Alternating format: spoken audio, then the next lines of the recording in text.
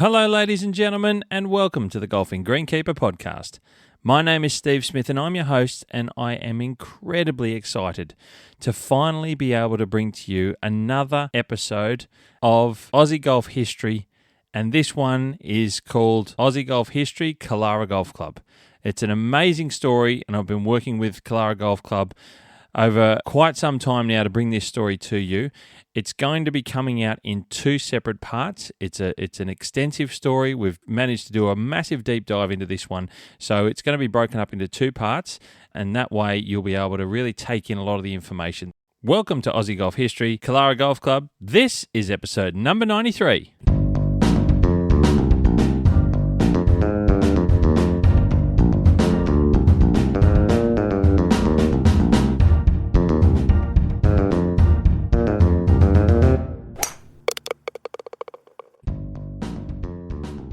Ladies and gentlemen, now this is an interactive history story whereby I'm going to have other people joining me to help tell the story throughout this podcast episode.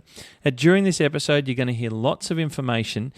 If you know anything about me, and when I do these Aussie Golf History episodes, I dig deep and discover lots of new, previously unknown information.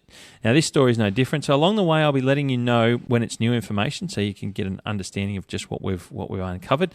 There's a number of people that I have to thank for helping me put this episode together, and they will be mentioned at the end of this story as well, because there's a lot that's gone into this. This is the story of Killara Golf Club.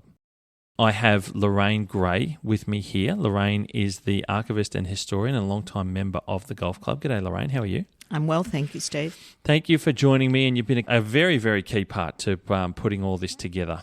Now, Lorraine, we're doing this inside the clubhouse. This is a wonderful space to be able to record this in situ here. We've got the fireplace behind us here. It's a beautiful space to be doing this. I think you'll agree. Absolutely. It's very special. And for anyone listening, you'll hear a few little things in the background. So we're open to people visiting. We want people to drop in, and it's a functioning clubhouse. So don't be too concerned if you hear a little bit of background noise along the way, because this is it's live in the clubhouse. So there's a little bit of the background. Let's get stuck into it. Now, I want to take you back in time. Let's set the scene. I want to take you back in time, back to a time so different to anything that we can imagine today. Let's go back before the Sydney Harbour Bridge was built, before rugby league existed, back before electric street lights were even a thing in Sydney, before the magnificent central station of Sydney was even built. Now, Melbourne was also different back then too. The beautiful Flinders Street station wasn't built. In fact, we're going back before the Federation of Australia had even occurred. Let's go back into the 1800s, when it was easiest to travel between Sydney, Melbourne and Brisbane by boat. That's right, by boat it was easy. Now, when Melbourne was Australia's largest city, that's how far back we're going. And back then, Melbourne didn't even have their Victorian electric street railways yet. That's how long ago this story begins. Now, where exactly are we? We're in Sydney's North Shore, an area north of Sydney City itself that's bordered to the south by Sydney Harbour, to the north by the Hawkesbury River, to the west by the Lane Cove River, and to the east by Middle Harbour and Middle Harbour Creek. Back then, if you wanted to get to the North Shore, you couldn't drive or catch a train over the magnificent Sydney Harbour. You either had to get a boat across the harbour or go right out and around, where you could cross the Parramatta River out further west at one of the narrowest points at Rhodes near Concord. Now, let's face it, back then in the 1800s, that probably would have taken a day to get to the North Shore of Sydney. Now, it's the Upper North Shore that is at the heart and setting of this story. The Upper North Shore region is set upon a portion of deeply dissected Hornsby Plateau, which is mostly made up of sandstone, capped in parts with shale. The high ridges, some areas upwards of 200 metres above sea level, and steep slopes that run down to the local rivers and creeks makes it far from good farming land in the 1800s. Now, whilst there are small areas of reasonable farming land, overall, most of the area wasn't great for intense agriculture due to the dramatic movement of the land. It was, however, then home to the abundant Sydney turpentine and ironbark forest, and also the blue gum high forest, which, as it turned out, were perfect timbers for the construction of buildings and houses. Some of the earliest Europeans in the area were timber getters and sawyers. Then came the Crown land grants of the 1820s from Governor Lachlan Macquarie to people such as Robert Pimble and Joseph Fidden. Pymble was granted a huge 600 acres as part of what is now the Pymble St Ives area, and he quickly went about clearing and selling the trees from his property in preparation for farming, as his land was rather level and had a good water source of natural springs and flowing creeks. Fidden's grant was somewhat smaller by comparison to Pymble and was on steep sloping ground. Fidden built a wharf on the Lane Cove River down the hill from his land and went about clearing the land and selling the timber in Sydney, using the Lane Cove River as his freeway. Pymble was just one of those that were using Fidden's wharf to get the timber he was cutting down and selling from his property to Sydney via the Lane Cove River. As the years went on, the cleared properties of the upper North Shore would make way for numerous orchards, and the region would start to be known for its food supply and rural properties with majestic views far and wide. Pymble was one of those that would become rather wealthy for that day and age due to his farming of crops and growing of various fruits on his extensive orchard. More affluent people then began buying into the North Shore area and establishing their rural family properties and homes, including people like John Thomas Toohey. You are right in knowing that name. He was one of the famous Toohey brothers that started Toohey's Beer here in Sydney. The area, generally speaking, was connected by a rough dirt road from St Leonard's in the south to Hornsby in the north, known by many names over the years, including Lane Cove Road. We know it today as the Pacific Highway. This road quite literally runs along the watershed ridgeline between the Lane Cove River and Middle Harbour Creek, sloping steeply both sides down to these waterways. Long-time lobbying from numerous high-profile residents in the late 1800s finally saw approval for the North Shore rail line to be constructed along the ridgeline, very close to the Lane Cove Road. Now, golf in Australia was very, very different indeed in the 1890s. Golf clubs were few and far between. In Sydney, there was no Eleanora, no Avondale or Pennant Hills golf clubs. The Lakes Golf Club didn't exist yet, nor did Manly Golf Club, and all of these you probably have heard of, I'm sure. In Melbourne, the Metropolitan Golf Club hadn't formed yet. Kingston Heath's earliest iteration, originally known as Elstonwick, hadn't been thought of yet. There was no Royal Queensland Golf Club in Brisbane. Even Royal Adelaide Golf Club was still flogging around on the dunes at Glenelg and didn't know about their magical site at Seaton yet. Thinking more broadly about golf, in the USA in the 1890s, Oakmont wasn't around yet. The National Golf Links of America wasn't either. There was no Congressional, Inverness or even Wingfoot. It's so long ago that Dan Souter and Carnegie Clark, they hadn't even arrived yet into Australia. And the great Alister MacKenzie hadn't even begun designing golf courses yet. Now let that sink in for a minute. The Second Boer War of South Africa, which MacKenzie served as a surgeon in before working on golf design, hadn't even started yet. That's how long ago we're talking right now. As we arrive at the beginning of Killara Golf Club's story, I've already introduced you to Lorraine Gray. G'day again, Lorraine. Hello. That's a pretty extensive background bit of information there. And is it safe to say, Lorraine, that what we're about to tell the audience, we've answered a few question marks as to the beginning of the golf club during this history journey together? Indeed, Steve, it is, and it just shows that history keeps evolving and the search engines that are available today and are constantly improved has given us lots of new information, which is very exciting from my point of view.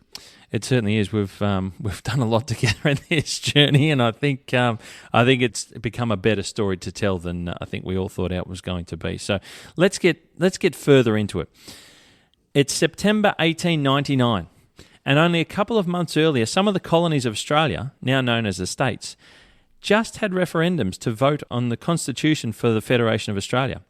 And it was in September that a movement was afoot to form a golf club on Sydney's upper North Shore. The story goes that a small group of about a dozen blokes, after a conversation in the train, met one night in Lindfield, in the first of the shops to be built on the western side of the Lane Cove Road. Now, they wanted to start a recreation club in the district. Bowls and tennis were suggested, and golf was strongly put forward by one bloke, a Mr. Alan Euther. The very next evening, it said that Euther spent some time with Mr. Ted Gillies, advising, some may say strongly pushing, that golf should be the recreation of choice over tennis and bowls. Gillies was unaware as to just what the game of golf was. It was so long ago. So Euther took the bull by the horns and invited Gillies and another leader of the group, Mr. George Johnson, to the grounds of the Royal Sydney Golf Club in Bondi to initiate them into the art of the game. Now, that little piece of information you've just heard there, ladies and gentlemen, is new information about Killara Golf Club, which we only discovered during this project. That's the very spawn of the idea of how Killara Golf Club began. Alan Hamill-Youther, along with being a solicitor, was a very sporting individual. And I wanted to do a dive into who Alan Hamill-Youther was, because that's the first time we've really heard about his name, Lorraine. Is that right? In terms of the history here? Yes, it is, except he does appear in one of the old Lindfield Golf and Recreation books.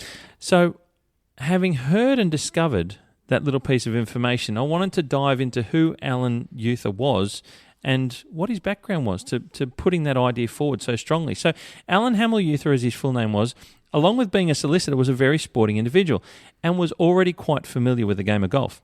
In fact, in the 1890s, he was well known in Sydney University circles as a very good athletics runner, a rugby union player and a member of the racing yachting team, and president of the Sydney University Sports Union.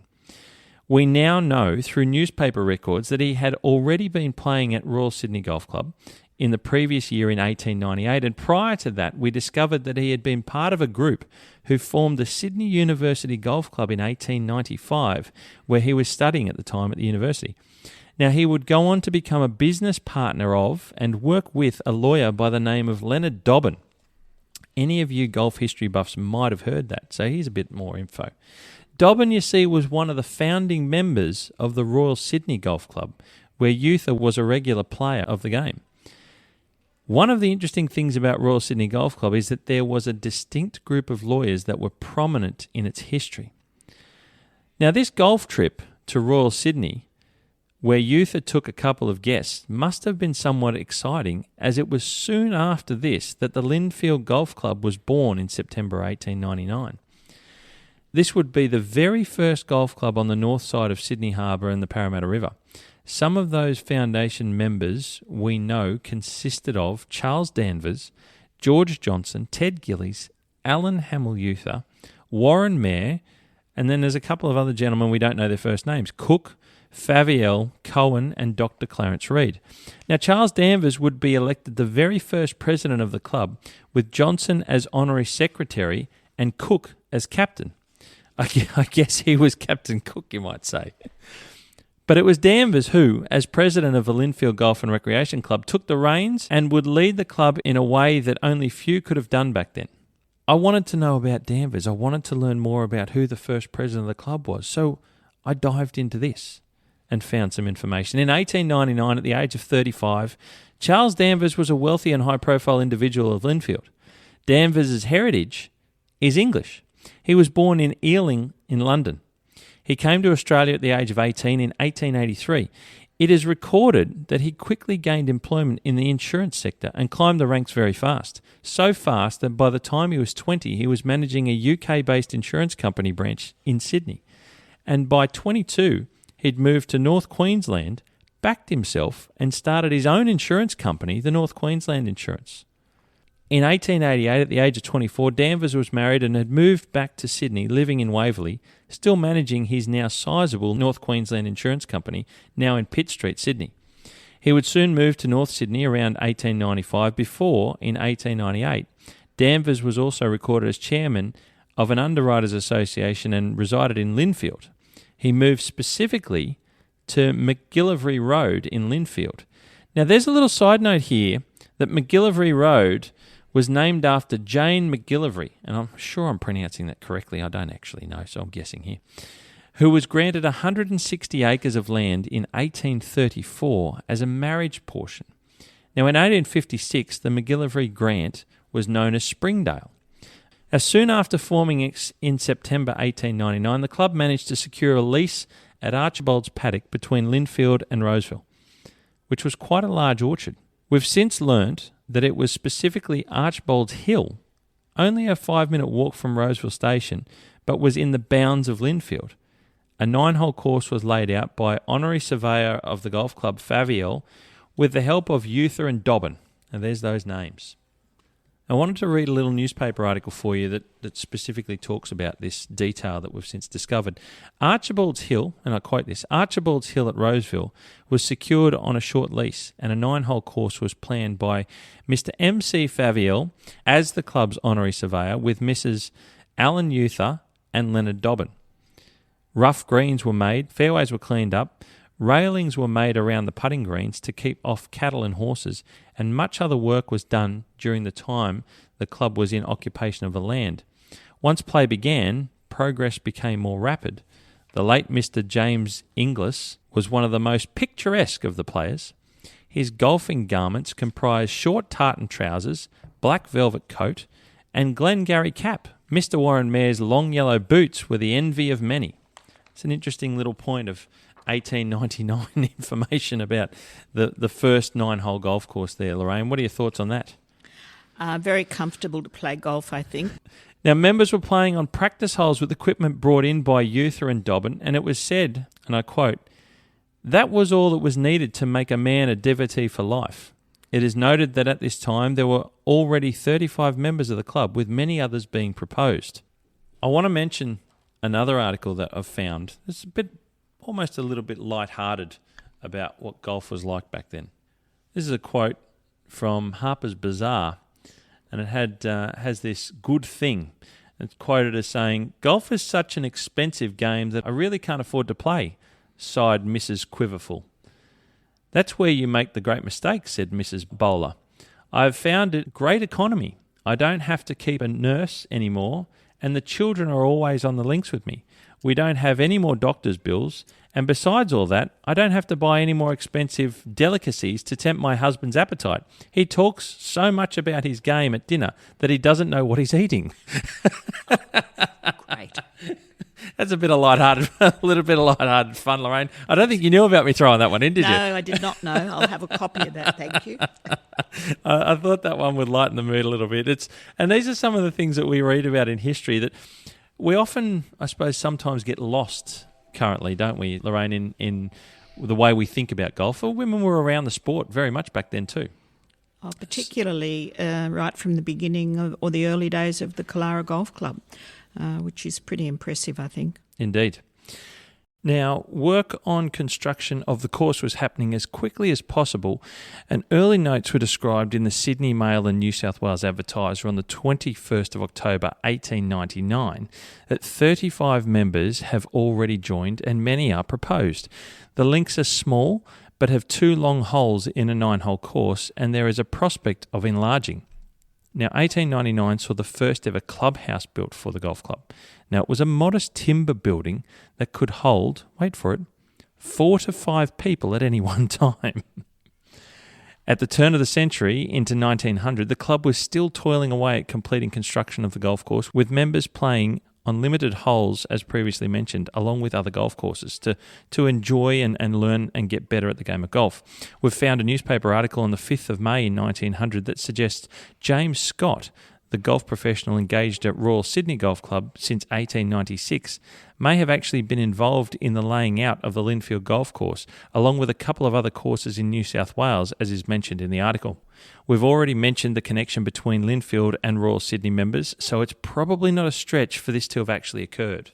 Now, it wasn't until Sunday the 19th of May 1900 that the original Lindfield Links course was opened for play, with a report in the Daily Telegraph that reads as follows. The Lindfield Club opens its links today and a cordial invitation is extended to other clubs. Steamer from the Quay, and that's Circular Quay, at 1:20 p.m. connects with the train from Milson's Point and is expected that a number of golfers will attend the inaugural meeting. So let's put golf in Australia in 1900 into a little bit of perspective right now that we've officially heard the opening of the Lindfield Golf Course. At the turn of 1900, there were just 7 golf clubs in Sydney, just 7, and 17 in the entire state of New South Wales. In August 1900, a newspaper article in the Australian Town and Country Journal refers to an English paper that suggests that in America there are 1,200 regularly organised golf clubs whose members number 200,000, and this number doesn't include private golf clubs. Today, and that's today, 2024, Australia has around 1,600 golf clubs. 124 years ago, the USA had 1,200. Just giving you an idea of how mad America went with golf so long ago and how fledgling we were in 1900.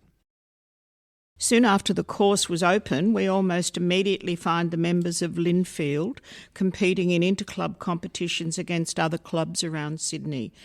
It was the done thing back then. If you were a golf club, you put your best players forward and competed. That was the nature of most golf, and for a long time, player versus player, club versus club.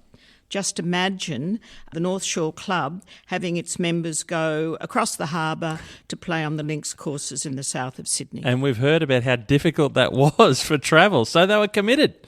They were committed members. Now, the Lindfield Golf Club was fast heading towards the end of their first-year lease on Archbold's paddock, and it would turn out that they could not get it renewed owing to the fact that it was soon to be subdivided for housing. On Tuesday the 25th of September, the club held their annual meeting at Chatswood and a company was formed for the purchasing of new links. Enter James George Edwards. Now, conversations had clearly previously been had between the club and Edwards, and it was reported on the 29th of September, so only a week after the annual meeting, the land the club was looking to purchase was old orchard land on the southern side of a Lane Cove Road, sloping towards the valleys with good turf on them and plenty of natural hazards, as it was written. Now, a little bit about James George Edwards. Known as the father of Killara, James George Edwards was the grandson of Robert Pimble, a notable resident of the area and a very forward-thinking entrepreneur. Edwards began his time in the area as a school teacher before turning to real estate and being one of the main driving individuals of the area. Along with other prominent residents in the area, Edwards lobbied the Railway Corporation heavily to build the North Shore Railway line, which was built in 1890, and then as more people started to move to the area, which now had better access to other parts of Sydney, he lobbied for a railway station to be built near where he lived. A number of people were being paid to look after 5 level crossings in the area, and Edwards thought it would be better for business and better for the immediate area if a railway station was built. The level crossings could be done away with, and the station would only need to be manned by one person. He also promised the Railway Corporation that 29 first-class passengers twice per day would be guaranteed on the train. Edwards was given the opportunity to name the new station and the surrounding area, of which he devoted so much of his time guiding and developing. He named it Killara, which is an Aboriginal word for always there or permanent. Edwards was a key member of the local progress committee, and he felt Killara needed good recreational options to improve the area and make it more attractive to people moving there. The idea of bringing the golf course to Killara, he believed, would allow him the opportunity to sell more property at a higher price, and with it, bring a certain type of people to the suburb, those that wanted to live in a beautiful natural setting and have a number of recreational options to enjoy. There was an initial idea from Edwards to create the golf course in the fledgling suburb of Killara on the eastern side of the newly opened Killara railway station. The land he was talking about was Springdale. It was softly undulating, somewhat similar to that of their original course at Lindfield. Edwards had a plan of reserving around 180 acres for the golf course and selling the land surrounding it. Unfortunately, this idea was rejected by the board members, and Edwards comments that the rejection would ultimately make him lots of money as he was able to sell all of the land at this location for housing, not just that around the golf course. And indeed, this site is considered today as some of the highest value real estate of the Upper North Shore. Along with subdividing and selling the land of the former Springdale estate and other parts of Killara, Edwards went on to name some of the streets of Killara after his children, such as Marion and Arnold, and built his family home on Marion Street, which he named Springdale. The land the golf club would go on to purchase, however, was a 36-acre parcel of land on the western side of the Killara railway station, known as the Midgley Grant. And that was across the road from Joseph Fidden's original land grant, being Fidden's Wharf Road. This land was significantly cheaper than that which had been proposed on the other side of the railway line. Edwards was able to work a deal with the Bank of New South Wales, and it helped when one of the club members in Gaydon was the solicitor for the bank.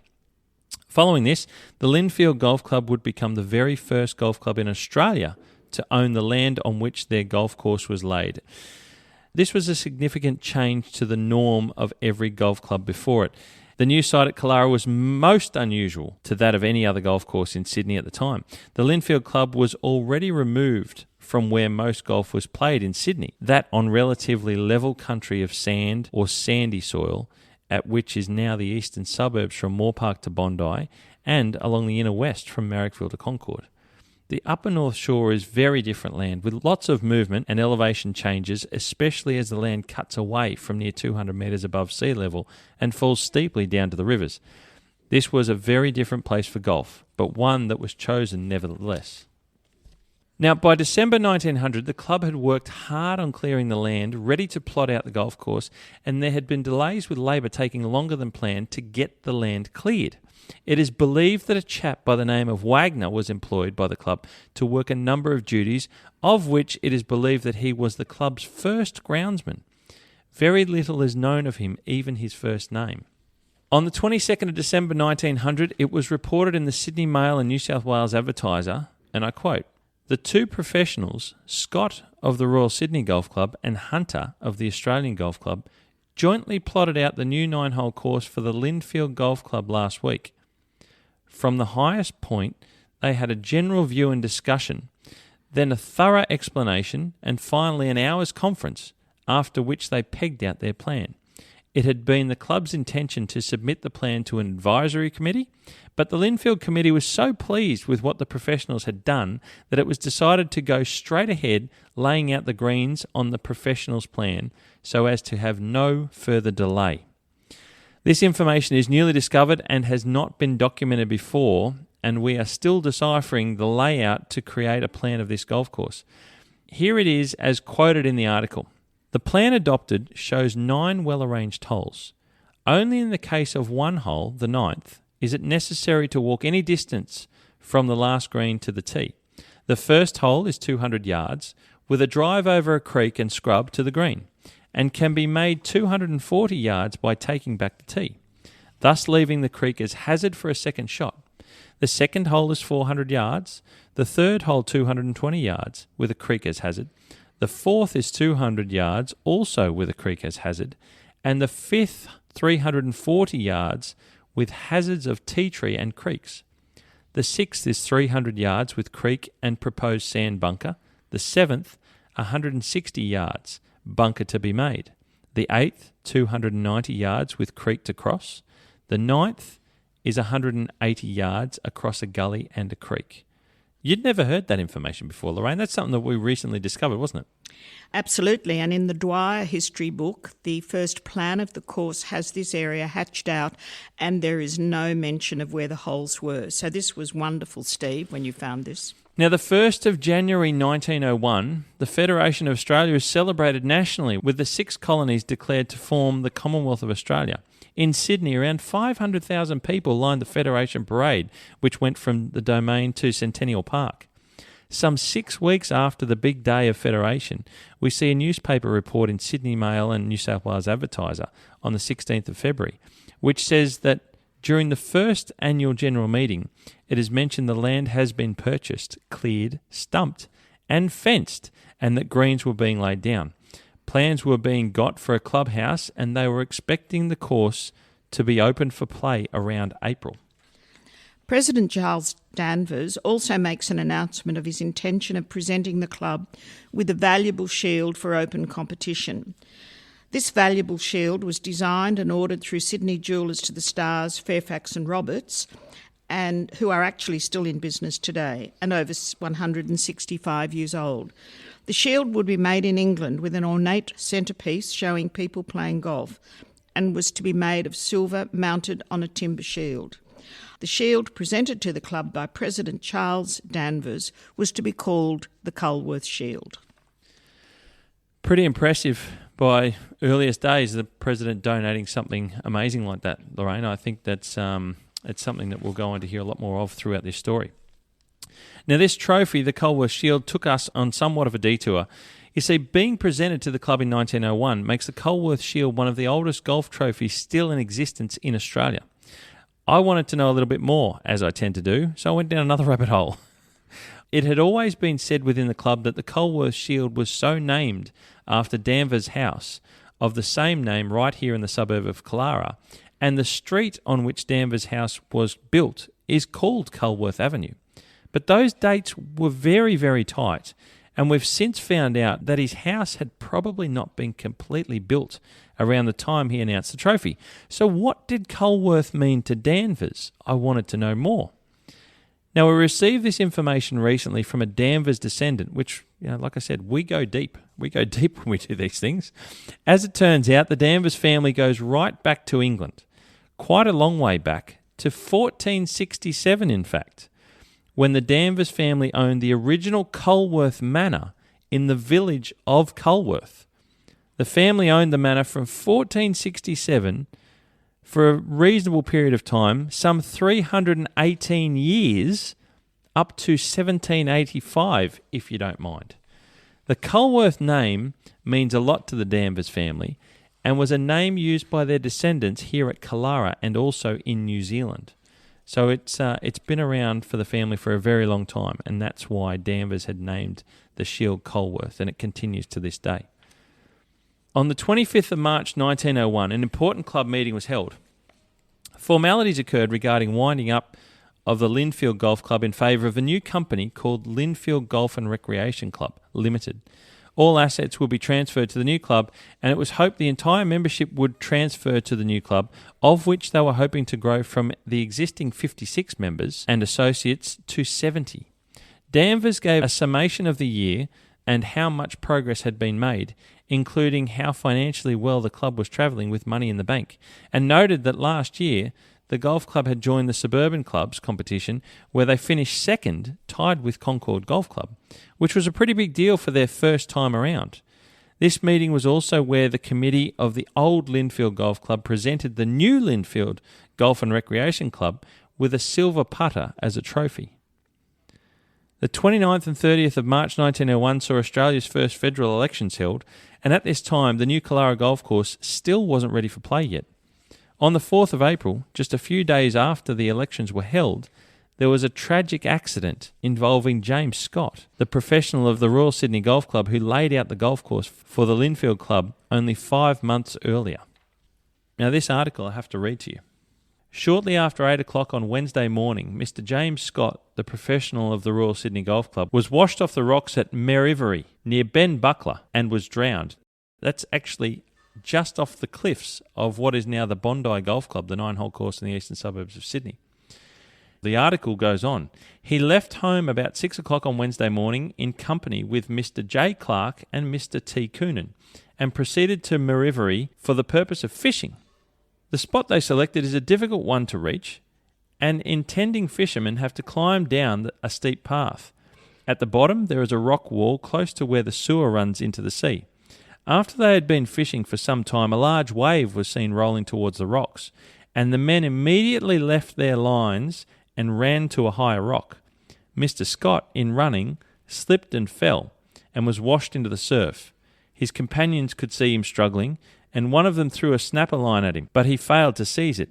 The line was quickly hauled up and thrown again, and this time it lodged in his arm, but he could not grasp it. For fully 10 minutes, his companions could see him drifting out to sea, and when about 40 yards from the rock, he suddenly disappeared.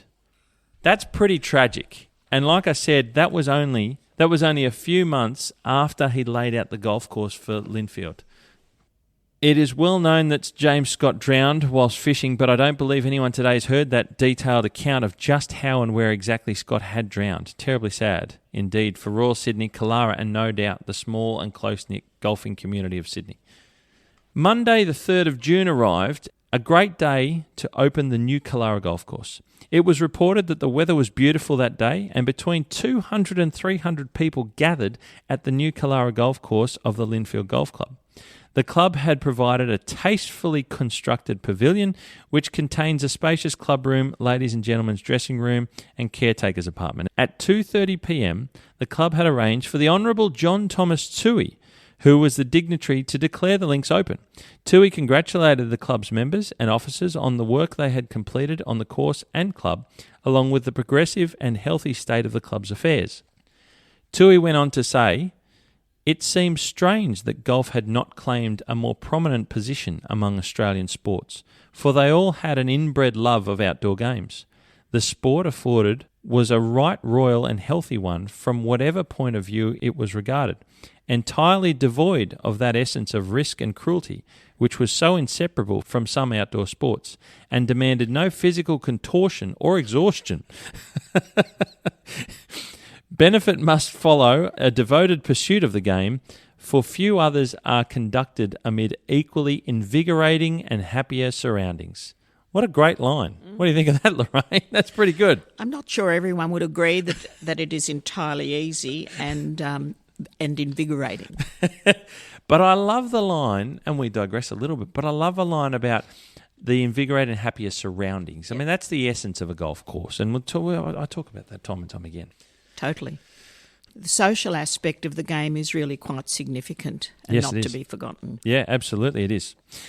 At 2:45pm, the club captain, Mr Cook, and Mr Edward Percy Simpson, captain of the Royal Sydney Golf Club, would lead off the first game of golf in a handicap stroke competition of 1 round of 9 holes. This was followed by Mr MacArthur, captain of the Australian Golf Club, and champion of New South Wales, Mr Hugh McNeil. After them will come the competition from all metropolitan clubs.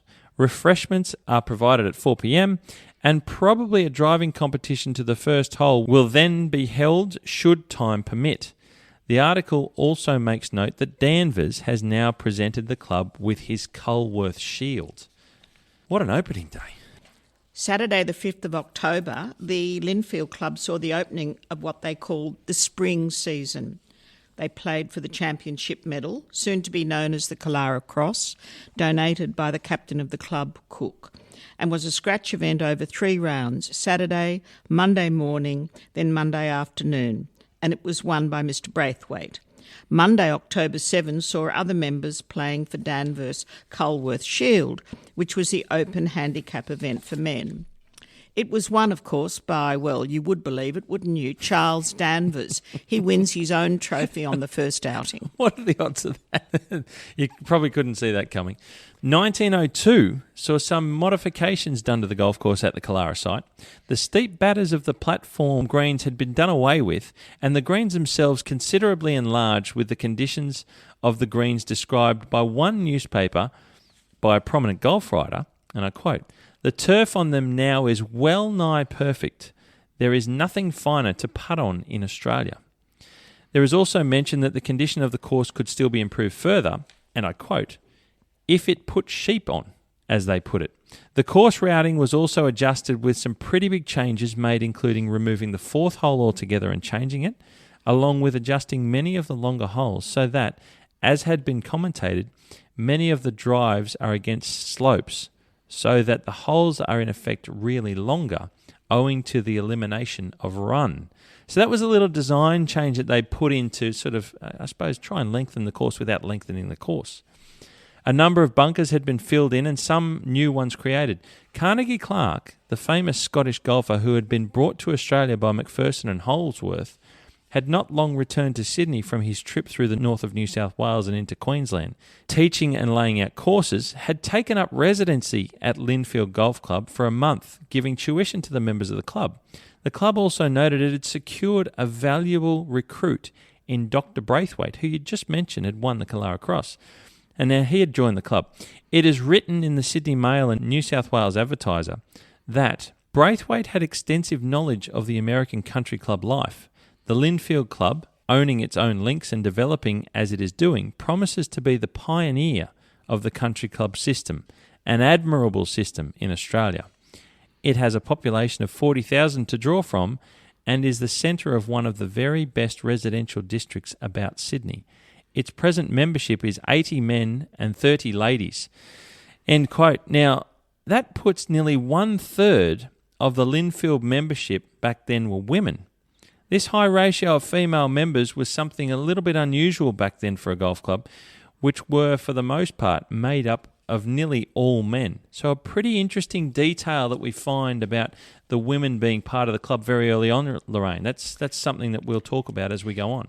It is, and we will mention it again because it continues. 1903 comes along, and again we see more newspaper commentary of how the golf course is improving. Sheep were put out on the golf course and had made great improvements to the larger areas of the course by trampling down the roughness of the surface and also feeding on the long roughs, consolidating the turf. Obstructive trees had been removed and bunkers improved. The talk is that overall, the new layout, along with the course condition improvements, had made the course much better over the past 12 months. The club had also made a second purchase of land. This purchase was for 28 acres further to the southwest of its current holdings, and they were actively clearing the land for additional golf holes to be created to make a 14-hole golf course, with the further development possibly to make 18 further into suitable country, as they put it. This parcel of land, the furthest southwestern part of the golf course, which occupies today's holes 10 through 15, was an old peach orchard. And I have to relate this to Augusta National and the Berkman Fruitland Nurseries, known for its many peach tree varieties, which occupied the land before Augusta National came along as we know it today. This new land at Killara would go on to become known as the Bradfield Paddock. The club was clearly looking to make it to 18 holes ASAP. There are also comments on the land value around the golf course increasing as a direct influence of the links and the possibility of making significant profit for the club when they sell the frontages so they can continue their expansion of the golf links out the back. Now, the club was really, at this stage, moving forward in leaps and bounds, and knowing that the orchard, the peach orchard, was there, I had to compare it a little bit to Augusta National. It's a pretty good comparison, Lorraine. What do you think? Yes, indeed. And worth a lot of money to the orchardists. Indeed. 1903 was a big year for the club. The Ladies' Committee is formed and has its first committee meeting with President Mrs. Braddon. The inaugural Ladies' Championship is played, won by Mrs. Robson Scott. The New South Wales Ladies Golf Union was founded with Killara, one of the 5 founding clubs, which were Lindfield, Royal Sydney, Marrickville, soon to be Bonnie Doon, Dobroyd and Hunters Hill. The inauguration of the men's premiership competition between the Sydney clubs occurred, and Killara would be, in 1903, the runner-up to Concord. We also have the first 2-minute books for the Ladies' Committee, which takes us from 1903 till 1932. The first 2-minute books gave us a lot of information, including the bogey of the first course, which was 48 for the women and 42 for the men. Wow, there you go. Something for you, Steve. Yes, indeed. I like little surprises. We're giving each other little gifts along the way here. And they've been a valuable resource for some early information. Fantastic. Now, post that information about the inauguration of the Lindfield Associates Championships and the Ladies Golf Union, which is very, very important as we understand Killara's place and mix into all of this, we find Wednesday the 15th of July in 1903, a 36-hole professional competition was arranged by the club at their Killara golf course. Now, this was a spectacle like no other. 5 professionals were invited to compete for a total prize pool of £6. £5 would go to the winner and £1 single pound to second place. The players were Carnegie Clark of Holdsworth, Macpherson and Co, Victor East, the Royal Sydney Golf Club professional, Martin, the Australian Golf Club, Thompson, Martin and Co, and Hutchinson from Massey, Harris and Co. Now, these were all the professional golfers, and as you've heard there, most of them came from the golf sporting goods or from sporting goods companies that were out selling the wares of golf to people playing golf because there wasn't enough golf courses to have these people engaged at them.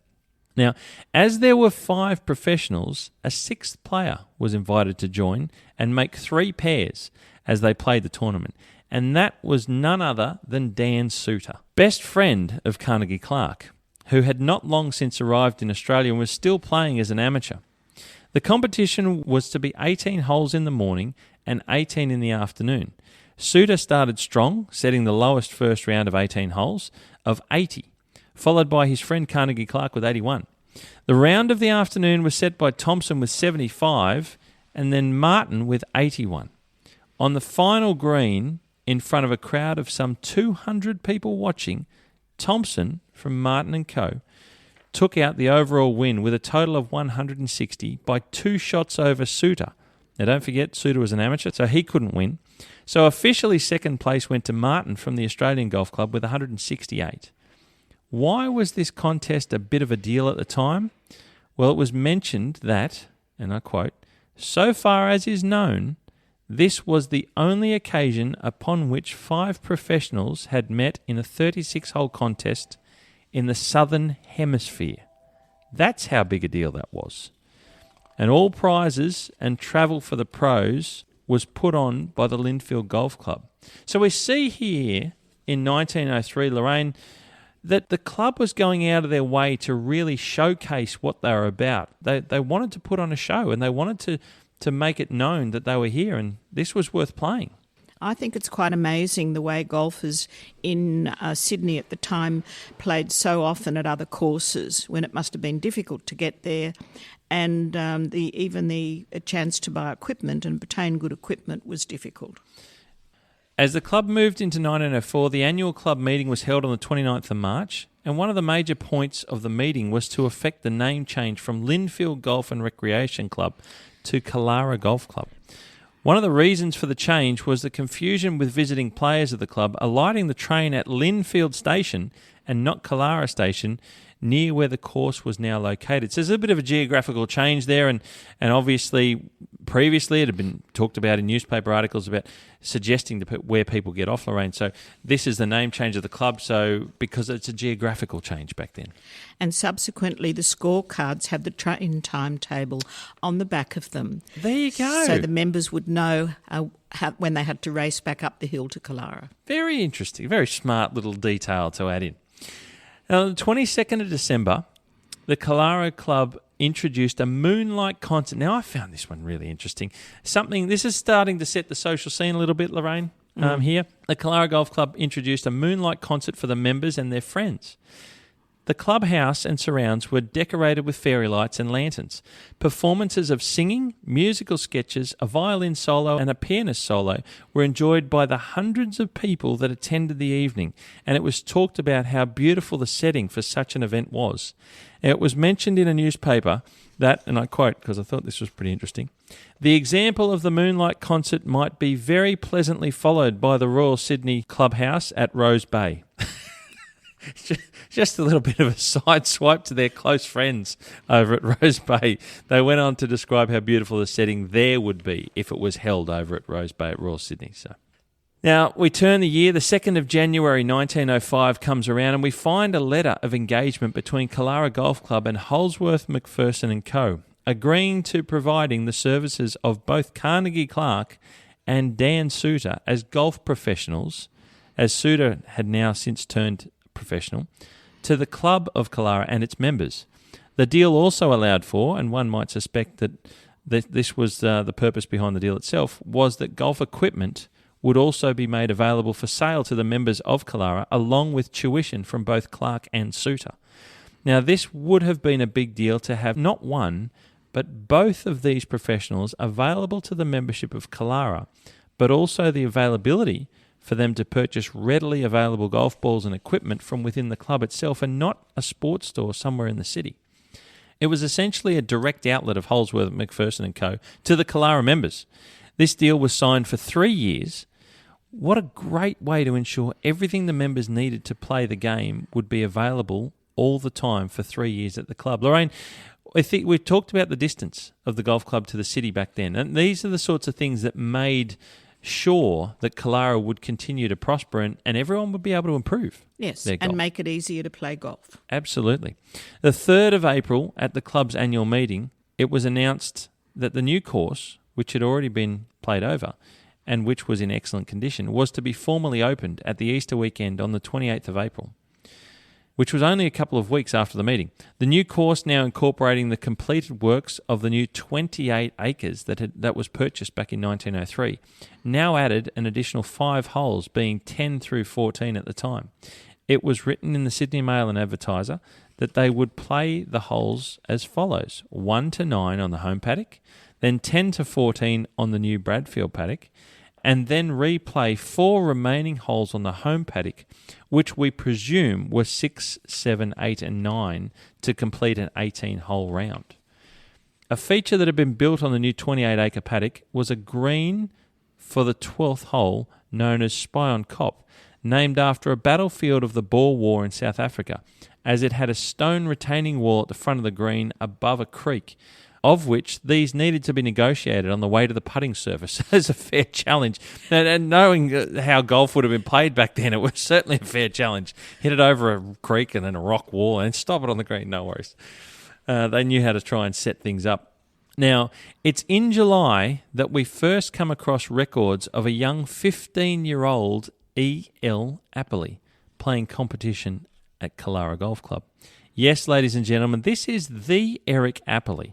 It is believed that this is when Eric began his golf career. Eric's family had moved back to Sydney from Brisbane in December 1904, just the previous year, where his father, Henry, had been working for AMP.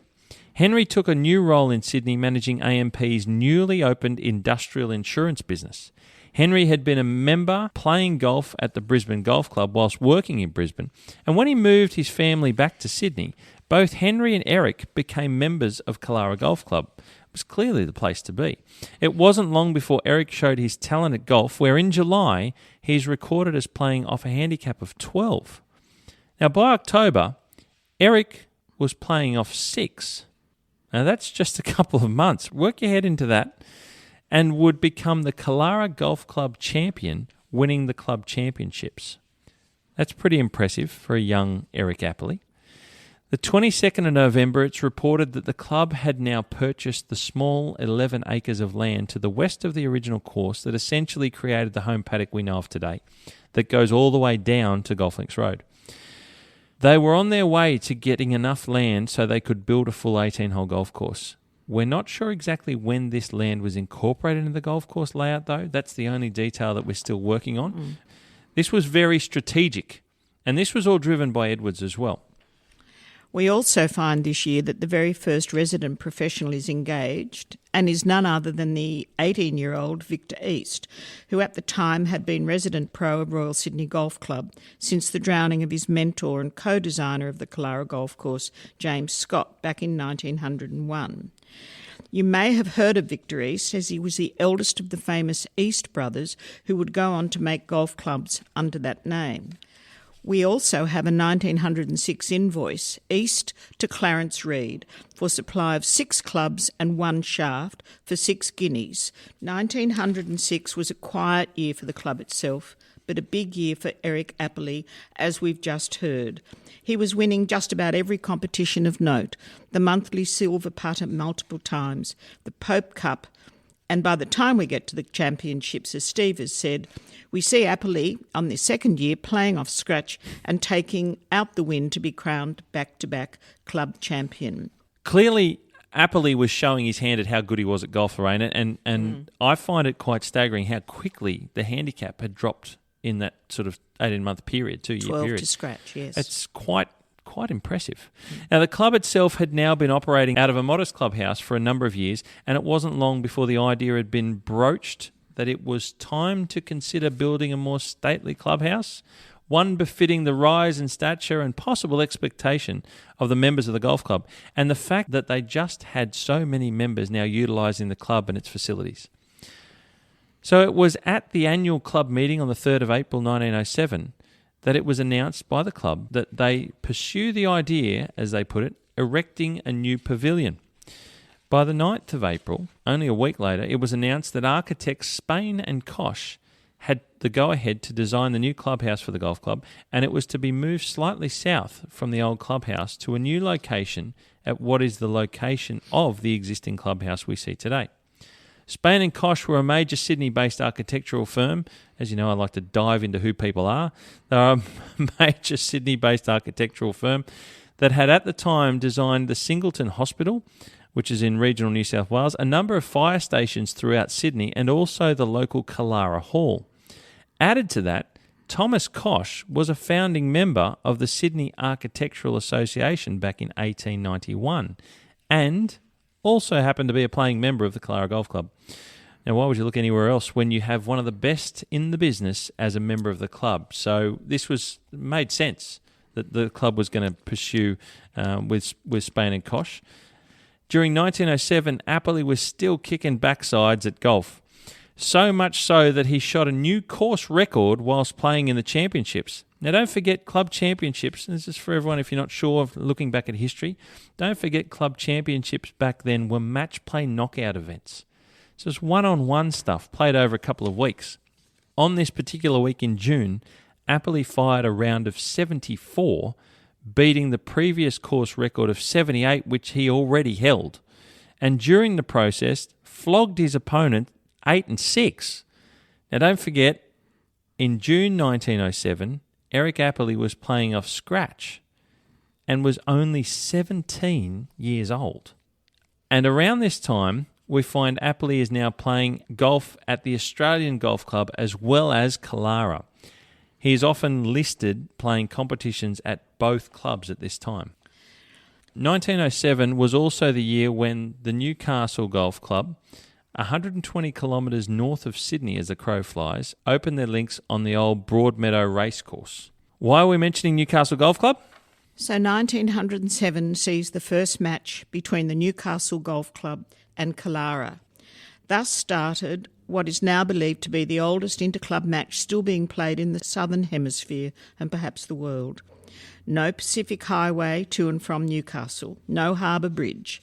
Players would catch a steamer, berth in Stockton Harbour for the 2-day event, and then return home the same way. Now, as an extra nugget of information that my research found during the process of this podcast, and I keep saying I like to dive as part of the process, there was a gentleman by the name of Archibald Aloysius Rankin, who was one of the strongest people behind the creation of the Newcastle Golf Club just a couple of years earlier in 1905. Some might even say he started the Newcastle Golf Club. Now, you'll need this information a little bit later, but it slots in here just nicely. Archibald Rankin was a lawyer who came from the same circles as those lawyers of the Royal Sydney Golf Club, who we already know Alan Euther was part of, and of which Rankin played regularly with at Royal Sydney. Specifically, the Royal Sydney captain and president, Edward Percy Simpson, known often as EP Simpson, who he worked for in Sydney. In 1899, Simpson sent Rankin to Newcastle to open an office for his firm initially, specifically to work with BHP. So that's sort of a little bit of how these connections were around, and this group of lawyers, it sort of helped start Killara and Royal Sydney and Newcastle, as it turns out. We're finding all this information out through this history. It's fascinating. Towards the end of 1907, we see that Victor East had moved from professional at Killara and taken up residency at the Australian Golf Club. In his place comes Frank O'Brien, who had been the professional at Strathfield Golf Club at the time. Now, along with his duties as professional, it is recorded that O'Brien was also devoting a great deal of time and attention to the golf course. To close out 1907, a Christmas competition was played at the end of the year, and we see Eric Appley now playing off +2. This guy is off the chain. Construction of the new clubhouse had been completed in 1908 and was quickly being utilised by the members. The 13th of March 1909 saw the official opening of the new Killara clubhouse. On the 28th of May 1913 in the Sydney Morning Herald, we find an article as follows that describes some more course changes being done. With an utter absence of pomp and ceremony, the Killara Club opened its new course on Saturday with a stroke competition. About 2 years ago, the club purchased an additional 18.5 acres of land to the left of the 12th fairway. And a deal of time and labour, not to mention money, has since been expended in completely reorganising the course. The result is a vast improvement. Not only are there new holes of very much better golfing length than the old ones, but all battered greens have been relegated to oblivion and dangerous crossings largely avoided. The article then goes on to detail some changes of the old holes to new, and I believe all of these new design changes and works would have been drawn up and supervised by Frank O'Brien, the club's pro, as my extensive research into Australia's golf course architecture history shows that he was only becoming more adept with this line of work. Having previously done work with the Killara Golf Course in 1907 as mentioned, he had by now also designed courses at Strathfield, Mona Vale, Bowral and Lithgow. I believe it was in fact O'Brien who'd done the first 18-hole design of the course back in 1907 that I believe opened in 1908, soon after he was engaged by the club, which coincided with the 18-hole course opening with the new clubhouse. So again, we've never known this bit of history, this understanding about who designed the earliest versions of the golf course, and we've rediscovered this all this new wonderful information so far. Now, like the history of all golf clubs in Australia, everything changed in July 1914 with the outbreak of World War I, and Killara was no different. Not much is recorded to have happened during this wartime. January 1915 sees the Killara Golf Club form a rifle club. There's a wonderful photograph of a very serious, well-kitted rifle club in uniform marching up and down, being led by their commanding officer, presumably a member of the club.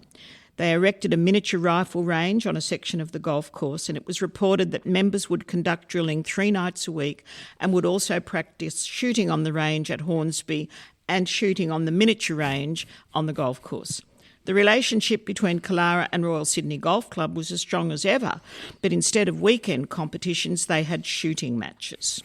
Interesting that the relationship between Killara and Royal Sydney was still strong, Lorraine, but I like the part. I don't think not many people were around on the golf course and doubling up as a shooting range. No. By 1920, a couple of years after the war had ended, things were very much starting to get back to normal for golf at the club. Golf was regular again for many, and golf seemed to be an answer to a lot of servicemen's rehabilitation problems. Killara members were playing further afield, including regularly on weekends, enjoying the beauty and health benefits often portrayed about the high-altitude courses of the Blue Mountains, being Wentworth Falls, Leura and Blackheath. Today, Killara plays its annual match against Blackheath Golf Club, which is hotly contested and a great event. 1921 would see Newcastle Golf Club present a shield as a trophy for the Newcastle versus Killara matches. The story goes that the shield was nailed to the wall of the Newcastle clubhouse so that even if Killara won, it was never leaving Newcastle. Now, we move to a bloke by the name of Arthur Moe Baker, who was employed by the club as a groundsman sometime after the war, and it is said that he would continue as such for another 40-odd years. 1922 would see Frank O'Brien move on from Killara as the professional. There was a brief stint by Tom Daniels before, in the same year, when Walter Watty Clark, brother of the well-known Carnegie Clark, would come into the club. Watty Clark became probably the first professional institution of Killara Golf Club, as you'll soon hear more about, staying on at the club for many years to come. There was a reasonably large parcel of land, some 38 acres, to the west of the Golf Links Road that was known as Foy's Picnic Ground. This land had a running creek downstream of the same creek found running through the home paddock of the golf course. It had a swimming area made in it, and there were large open areas for playing sports and general picnicking. Now, why was it called Foy's Picnic Ground? I always wondered why, looking into the story and into the history. Well, for many years this land was used by the staff of Mark Foy's department store. The club purchased Foy's paddock somewhere around the end of 1922, which would give the club a sizable land holding to build a larger 18-hole golf course, totalling a massive 121 acres. An article written by Dan Suter in the Sydney Sun newspaper on the 2nd of January 1923 talks about golf being extremely popular, and the club was to introduce a short 9-hole course for play. 1923, the 28th of July, saw the official ceremony to mark the beginning of construction of the Sydney Harbour Bridge as we try and understand where Sydney was moving. No doubt Killara Golf Club were looking at this to become a game changer, like everyone, for travel of people between the North Shore and Sydney City, and which would make Killara Golf Club much closer to the city of Sydney. Just a couple of years after finishing as the Prime Minister of Australia, in 1925, Killara Golf Club became home to Billy Hughes. His playing mates were Arthur Rickard, who would later be knighted Sir Arthur Rickard, a significant real estate agent and land developer of Sydney and president of the Sydney's Millions Club, and Dr Bill Ingram, who was the official medical officer of the Sir Douglas Mawson expedition exploring the Antarctic. 1925 would see the golf club open their new 18-hole routing, which now included 6 holes on Foy's paddock. 2 of the holes on Foy's paddock were par 3s, one of which, the 4th, would become a well-known downhill short par 3 along the very western boundary of Foy's Paddock and played downhill to the north. I think you remember that one, do you, Lorraine? I do. I played here first in the mid-60s, a guest of a friend who was a member, and I played what I thought was a death or glory par 3. You either got on the green and parred it, or you were in deep trouble because there was trouble everywhere. Sounds like a great golf hole. Overall, the course was a loosely similar arrangement to that of today, where you start on the home paddock for the first few holes before crossing to Foy's Paddock, then playing one hole back on the home paddock to make your way over to the Bradfield Paddock, and then coming up the 18th back on the home paddock to finish. This was now essentially the 3 paddocks the golf course of Killara Golf Club has today. The enthusiastic members of Killara were all too happy to spread the game of golf and assist wherever possible. On April 29, 1926, we find an article in the Sydney Evening newspaper relating to the construction of what will become the nearby Avondale Golf Course, which is as follows. The links will not be ready for play for about 6 months, but under the guiding hand of Mr. D.G. Souter, with the assistance of Mr. Eric Appley, and a number of members of the Killara Golf Club, great progress has been made. Most of the fairways have been cleared, ploughed and sown with couch, and little more remains to be done. And it's pretty good that the club was continuing. They just wanted to be able to work with other people and continue to foster the game of golf in this region. Fantastic. 1926 would see the Killara ladies win the Metropolitan Grade 1 for the first time since it began in 1904. It's a big achievement, Lorraine. Absolutely, and I think we've had about 4 or 5 wins since. 1926 was also a significant year for golf course architecture in Australia, as a bloke by the name of Dr Alister MacKenzie dropped by in October, and by December he was floating around Sydney. MacKenzie arrived in Sydney for the second time on the 19th of December.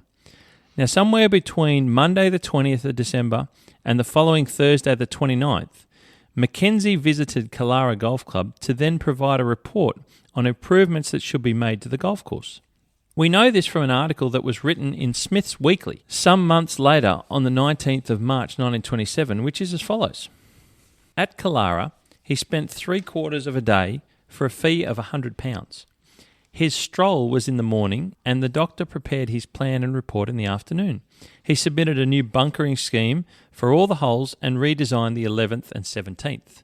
Prior to this podcast, this is a bit of information. Prior to this podcast, this was the only evidence the world had of Dr. Alister MacKenzie's visit to Killara Golf Club. As a result of the research that we've completed for this podcast, we can now share with you never-before-heard comments from Dr. Alister MacKenzie's report that he left for the club. This is a world first of new Alister MacKenzie information and something that we are so proud to bring to you. Lorraine, I'll let you take this one. We found an extract from his report quoted in the annual report of the club from 19th of January 1927 and are as follows. The land is very suitable for golf. It is beautifully wooded and there are delightful views from many of the holes. On the whole, the course has been very well designed and constructed, and the trees have been cut in irregular lines so as to necessitate the placing of the tee and second shots to a greater extent than any other course in the Sydney district. The greens are excellent and quite equal to any in New South Wales. Love those words. That's to be able to bring that out, Lorraine, is very, very special indeed. That was a good find of yours. Thank you, Steve. You certainly put me, I think I fell off my chair when you showed me that one. Very impressive and very important, not only for the golf club, but also for the history of Alister MacKenzie, as we know. So very, very interesting words about what the land is here and how they were evolving the golf course within. We turned the page on a big end of year at Killara in 1926 after MacKenzie's visit, and the club was no doubt on a high and looking at what he had offered them with his opinion and report on improvements to the golf course. Now, on the 1st of July in 1927, in the midst of winter, James George Edwards, the father of Killara and the originator of Killara Golf Club, passed away in his home, Springdale, aged 84. The era of the man behind the vision for the North Shore of Sydney, one of the pioneers of the North Shore rail line, who fought so strongly to have a railway station built at an area he loved so much, and was ultimately given the honour of naming that station Killara, which the area would be known as, had come to an end. A man that had worked so hard to bring the Lindfield Golf Club to Killara, worked so hard purchasing all the land for the club, foster its future financially, and set a standard of how the club would function within the community of Killara and its membership. At the time, James Edwards had been the only person bestowed life membership of Killara Golf Club. He was survived by his wife, 3 sons and 4 daughters, and was laid to rest at the St John Church of England Cemetery in Gordon.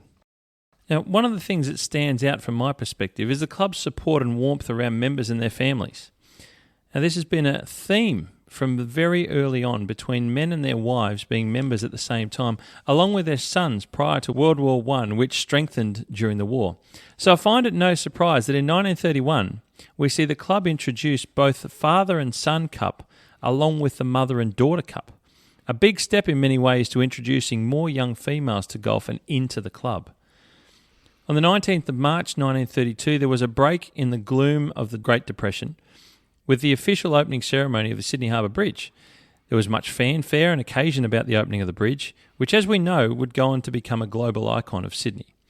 On Wednesday, the 3rd of August, soon after midnight, things were very much about to change. Mrs. Saxton, the housekeeper of the clubhouse, woke to the smell of smoke and the sound of flames as fire had broken out inside the clubhouse at Killara. She had barely enough time to wake 4 other staff and the caretaker. They all managed to escape the building before the flames took hold, as was reported in the Melbourne Herald. Now, there's a newspaper article that talks about the devastation of the fire and just what happened at Killara Golf Club. So I'll quote it here. The pretentious clubhouse of the Killara Golf Club on Gordon Road, Killara, was gutted by fire early this morning. Damage is estimated at several thousands of pounds. The flames were visible for miles around, and the glow from the fire could be seen from the city. Despite the hour and the heavy rain, more than 2,000 people watched the firemen fighting the outbreak, and the Gordon Road was lined with the cars of spectators. Many members of the club were among the onlookers and watched their clubhouse being razed to the ground. Shortly after midnight, flames were first noticed leaping from the ground floor of the 2-storey building. Half an hour later, the clubhouse was in ruins. Desperate efforts were made by a large force of firemen to check the fire, but without effect. Brigades from Lane Cove, Chatswood, Hornsby and Crow's Nest raced to the scene, and District Officer Barnaby directed the firefighting. By this time, the top story was well alight and the clubhouse, which stands on a hillside, was blazing from end to end. Dense clouds of blinding smoke were swept across the main northern road, and the building resembled a fiery beacon. Several lines of hoses were quickly run out, and the firemen approached as closely as possible to the lofty premises. A heavy shower of rain fell, but neither this nor the thousands of gallons of water that were poured into the clubhouse had any apparent effect in quelling the outbreak. With a deafening roar, the roof collapsed, sending a shower of sparks high into the air and scattering the large crowd with embers. A few minutes later, there was a dull explosion from the interior. Then a section of the walls crashed down. The electric light wires were broken from the crashing timbers, which fell on the approaches to the building. The police had considerable difficulty in controlling the crowd and preventing the wires from coming in contact with them. Curious spectators trampled and destroyed the well-tended flower beds and the lawns which surrounded the clubhouse. The large crowd encircling the blazing building, the shooting flames against the dark and forbidding sky, the pouring rain, and the gaunt palm trees around the clubhouse, brought into relief by the bright glare, combined to create an eerie scene. For more than 2 hours after the fire commenced, the firemen were still attempting to subdue the burning interior of the premises. The building was totally destroyed. The Killara Golf Club is one of the largest and most influential in Sydney. That was a terrible day. So much had happened in one moment. So much had been lost in no time at all. It is widely mentioned in numerous newspaper reports of the loss of significant and highly valued trophies and treasures the club had inside the clubhouse that were lost in the fire. You've heard us already mention some of those trophies that were presented to the golf club from its very beginnings. The associates of the club reported in one article a list of trophies that would hit them hard, as it was described, including the Gregson Bowl, Tankerton Cup, Rose Bowl, Associates Cup, Lawson Cup, Graham Shield and Championship Shield to name a few. They also mentioned a penguin in his majestic pose, as they quoted, that had been brought back from the South Pole by Dr. Bill Ingram and presented to the club. And yes, the Culworth Shield, silver putters, Pope Cup, and others were all lost in the fire.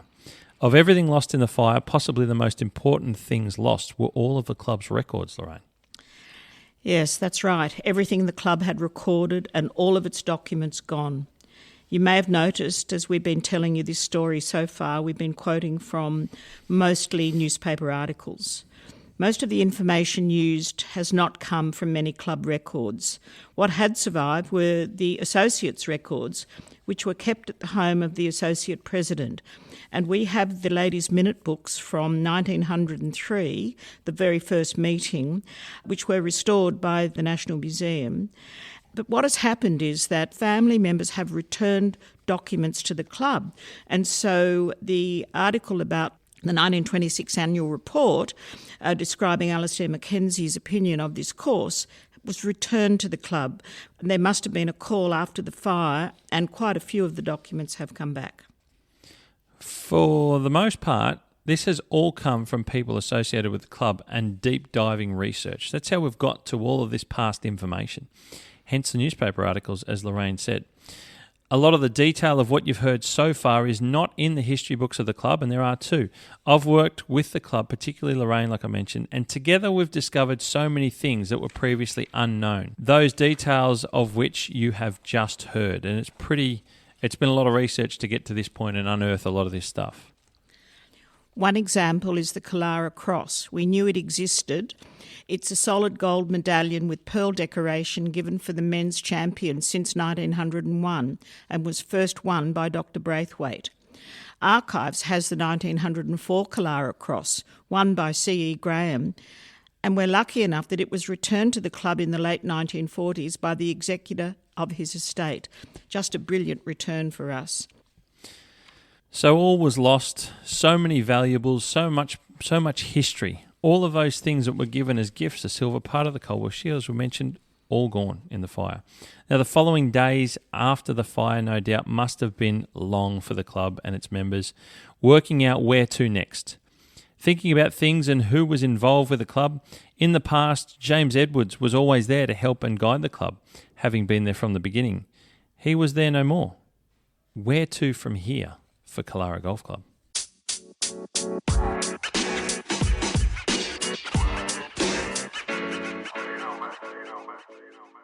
And that's where we're going to take a rest at the completion of part 1 of Aussie Golf History Killara Golf Club. Thank you, ladies and gentlemen, for listening thus far.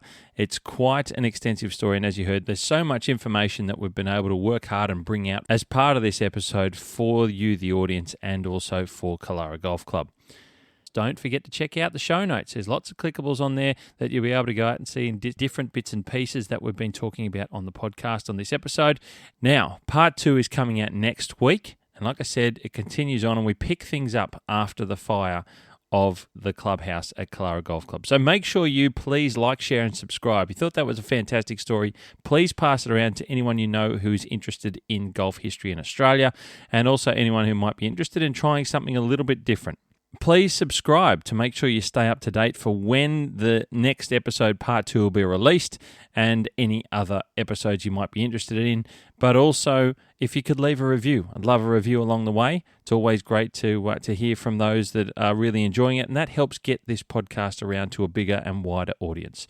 Thank you, everyone, for listening to part 1, Aussie Golf History Killara Golf Club. Part 2 is coming out next week. As I always say, you hit them clean, we'll keep them green, and I'll catch up with you next week.